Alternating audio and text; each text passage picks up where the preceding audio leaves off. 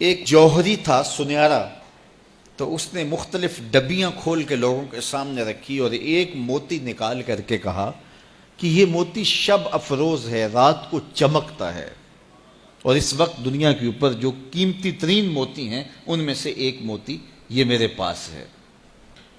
خیر اس نے اپنا سامان سمیٹا تو اس مجلس میں ایک چور بھی بیٹھا ہوا تھا، اس کے دل میں لالچ آ گئی، تو اس نے اس جوہری سے کہا کہ جناب کہاں کے ارادے ہیں؟ تو اس نے کہا کہ میں بمبئی جا رہا ہوں۔ اس نے کہا واہ واہ کیا اچھا ہوا، میں بھی تو بمبئی جا رہا ہوں، تو چلو اکٹھا سفر ہوگا۔ وہ جوہری سمجھ گیا اس کی نیت کے کھوٹ کو کہ یہ میرا ہم سفر تو نہیں ہے، اس کا دل آ گیا ہے اس موتی پہ اور مجھ سے ہر صورت یہ موتی چرانا چاہتا ہے۔ لیکن وہ بھی بڑا سمجھدار تھا، اس نے کہا آ جائیے کوئی بات نہیں۔ سفر چلتا رہا، رات ہوئی، جب سامان اتارا اور سونے کی تیاری کی تو وہ جو اس نیت سے ساتھ ہم سفر بنا تھا اس نے بھی اپنی قمیض اتار کے لٹکا دی، اور اس جوہری نے بھی۔ اس جوہری نے یوں کیا کہ نظر بچا کے وہ ڈبیا قیمتی موتی والی نکال کر کے اس کی جیب میں ڈال دے اور خود بے فکر ہو کے سو گیا۔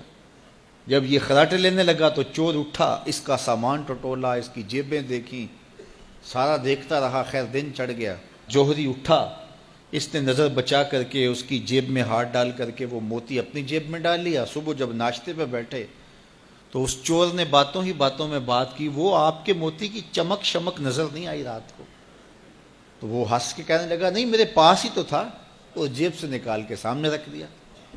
دل ہی دل میں بڑا حیرت زدہ ہوا، میں نے تو سارا ٹٹولا، یہ اگر کہیں تھا تو مجھے کیوں نہیں ملا؟ چلو آج صحیح۔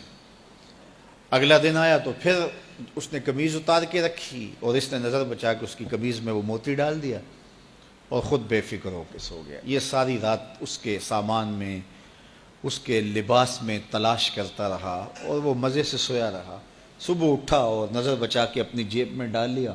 ناشتے پہ پھر بات کی کہ وہ آج بھی کوئی چمک شمک دکھائی نہیں دی۔ اس نے کہا میرے پاس ہی تھا، جیب میں ہاتھ ڈالا اور سامنے رکھ دیا۔ بڑا حیرت زدہ ہوا، دل ہی دل میں سوچا چلو کل صحیح۔ اس نے پھر ایسے کیا اور یہ ساری رات اس کا سامان ٹٹولتا رہا پوری تفصیل کے ساتھ۔ خیر جب صبح ہوئی تو اس نے پھر نظر بچا کے اپنی جیب میں وہ موتی رکھ لیا تھا، تو اس نے پوچھا وہ رات والا موتی آپ کا نظر نہیں آیا جس کو آپ کہتے تھے چمکتا ہے؟ کہا وہ ڈبیا میں رکھا ہے اس لیے چمک دکھائی نہیں دی، تھا تو میرے پاس ہی، اور جیب میں ہاتھ ڈالا اور سامنے رکھ دیا۔ یہ سر پکڑ کے بیٹھ گیا، میں روز اس کی جیب ٹٹولتا ہوں، سامان بھی دیکھتا ہوں، یہ رکھتا کہاں ہے؟ میں نے تو کوئی جگہ نہیں چھوڑی۔ اس نے کہا سچ بتاؤں میں تیرا ہم سفر نہیں تھا، میں چور تھا، میں تم کو بتا رہا ہوں۔ اب آپ میرے بھی استاد نکلے، مجھے اتنا بتاؤ کہ یہ موتی آپ رکھتے کہاں تھے؟ میں ساری رات ٹٹولتا رہا اور 3 دن ہو گئے مجھے، میں نے کوئی گوشہ نہیں چھوڑا، آپ کا سامان کھول کھول کے دیکھا ہے، آپ کا لباس الٹ پلٹ کے دیکھا، لیکن مجھے ملا ہی نہیں، یہ رکھتے کہاں تھے مجھے یہ تو بتاؤ۔ اس نے کہا لوگوں کی جیب میں ٹٹولتے رہے، اپنی جیب میں ہاتھ ہی نہیں ڈالا۔ بلے شاہ اڈ دیاں پھڑنے، جڑا گھر بیٹھا ہے انہوں پڑھیا ہی نہیں۔